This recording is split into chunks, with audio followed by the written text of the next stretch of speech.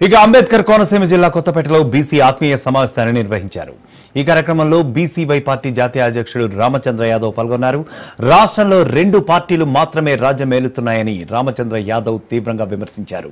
TDP, వైసీపీలు రాష్ట్రాన్ని ఏ విధంగా దోచుకోవాలని చూస్తున్నాయో ఆయన మండిపడ్డారు. ఇచ్చిన హామీలను నిలబెట్టుకోవడంతో కూటమి ప్రభుత్వం విఫలమైందన్నారు. టీడీపీ, వైసీపీలకు ప్రత్యామ్నాయం బీసీవై పార్టీయే అని ఆయన వ్యాఖ్యానించారు.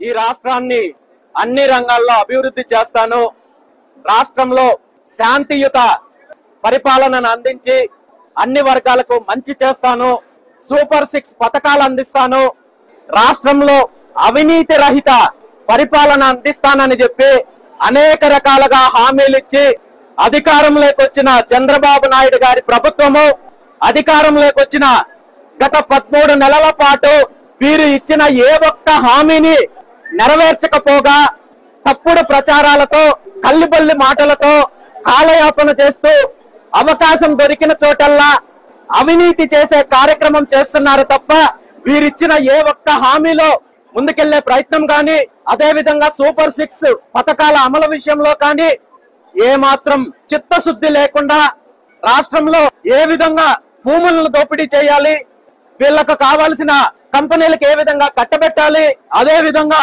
ప్రాజెక్టుల పేరు చెప్పి ఏ విధంగా దోపిడీ చేయాలి అనే అంశాలపైన వీళ్ళు శ్రద్ధ చూపిస్తున్నారు. కానీ కూటమి ప్రభుత్వం అధికారంలోకి వచ్చిన తర్వాత ఈ రాష్ట్ర రైతాంగానికి కానీ మహిళలకు కానీ నిరుద్యోగ యువతకు కానీ ఏ ఒక్కరికి న్యాయం జరగలేదు ఇప్పటి వరకు. ఈ రోజు మహిళలకి ఉచిత బస్సు ప్రయాణం కల్పిస్తామని చెప్పి హామీ ఇచ్చిన చంద్రబాబు నాయుడు గారు ఇప్పటి వరకు దాని మీద ఎటువంటి అడుగు ముందుకు వేయకుండా మహిళలను మోసం చేస్తున్నారు. అదే విధంగా రైతులకు ఇచ్చిన హామీని ఇప్పటి వరకు నెరవేర్చలేదు. అదే విధంగా బీసీలకు రక్షణ చట్టం తీసుకొని వస్తామని చెప్పి హామీ ఇచ్చి ఇప్పటి వరకు ఆ పేరు కూడా తీసుకురావడానికి ప్రయత్నం చేయడం లేదు.